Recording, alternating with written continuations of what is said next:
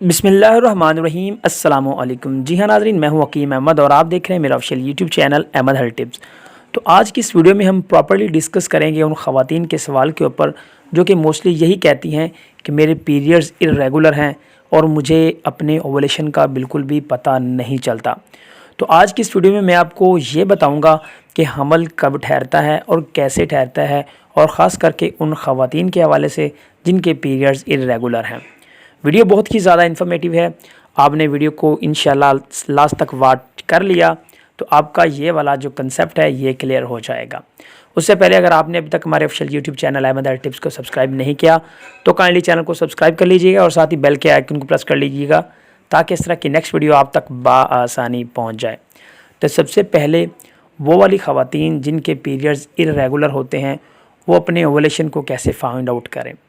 मैंने अक्सर काफ़ी सारी ख़वातीन ऐसी देखी हैं जिनके एक दो पहले कंसीव हो चुकी हैं प्रेगनेंसी, लेकिन उनसे अगर जब पूछा जाए कि आपके ओवुलेशन क्या है तो उनको ओवुलेशन का पता नहीं होता।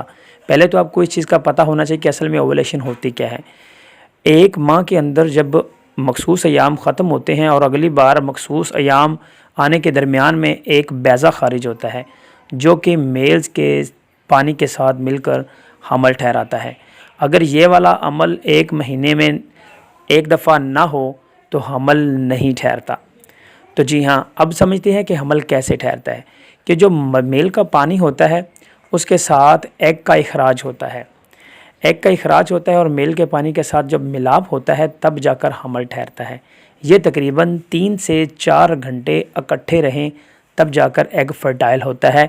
और अगर एग फर्टाइल ना हो, मेल के सेल में मसला हो सकता है या कि आपके एग की क्वालिटी हल्की हो सकती है। अगर एग की क्वालिटी के हवाले से आपको कोई इशू है, कोई कंसर्न है, तो मेरी वीडियोस हैं एग की क्वालिटी को बेहतर करने के लिए, वो भी आप देख सकते हैं। तो क्योंकि जब ओवुलेशन स्टार्ट होती है तो एक सर्विकल फ्लूइड जो होता है वो पैदा होता है, रबड़ी सा सियाल गम सा होता है। तो ये वाला जो गम होता है ये पीरियड ख़त्म होने के बाद जो है आपकी वजाइना में पैदा होता है, और उसके बाद जब तकरीबन वजाइना खुश्क हो जाती है तो उसके बाद जब आपका एग का इखराज होने वाला होता है तो ये गम ख़त्म हो जाता है और उसके बाद एक मुर्गी के कच्चे अंडे की सफ़ेदी नुमा एक जो है मादा सा तैयार हो जाता है। तो ये स्मेली नहीं होता। आप इसको अगर चेक करना चाहती हैं तो आप क्या करें कि उंगली की मदद से शहादत की उंगली की मदद से आप इसको निचली साइड पे आप लगा कर चेक कर सकती हैं। आपको फ्लूइड्स का कलर ज़ाहिर हो जाएगा और आपको पता चल जाएगा कि आपका एग का इखराज हो गया है। तो ये वाला जो बेहतरीन पीरियड्स है, बेहतरीन टाइम है, मोस्ट फर्टाइल पीरियड्स जो है ये है जिनमें आपका हमल ठहर जाता है। अब वो वाली ख़वातीन आ जाती हैं जिनके पीरियड्स इर्रेगुलर हैं, वो कैसे फाइंड आउट करें। आप क्या करें कि अगर आपको इस चीज़ का अंदाज़ा नहीं होता तो आप कोशिश करें कि 7वें दिन से लेकर जब आपके पीरियड्स मतलब कि आपके 1 मार्च को आपको पीरियड्स आते हैं तो 7 मार्च से लेकर तकरीबन 21 मार्च तक आप मुसलसल एक दिन छोड़कर एक दिन मिलाप करें। इससे क्या होगा कि आपका जो एग होगा वो जब भी खारिज होगा आपके हस्बैंड के सेल्स जो होंगे वो आपके अंदर तैर रहे होंगे। तो ये एक बेहतरीन पीरियड माना जाएगा कि जिसमें आपका हमल ठहर जाएगा बआसानी, क्योंकि आप इस चीज़ से अंदाज़ा नहीं लगा सकती कि आपका एग कब खारिज होगा अगर आपके पीरियड्स इर्रेगुलर हैं। उसके अलावा आप अपना टेम्परेचर चेक करके भी पता कर सकती हैं कि आपका एग जो है वो खारिज हुआ है या नहीं। आप क्या करें, अब जब मॉर्निंग टाइम आप उठती हैं तो आपने अपने बेड से उठना बिल्कुल भी नहीं है।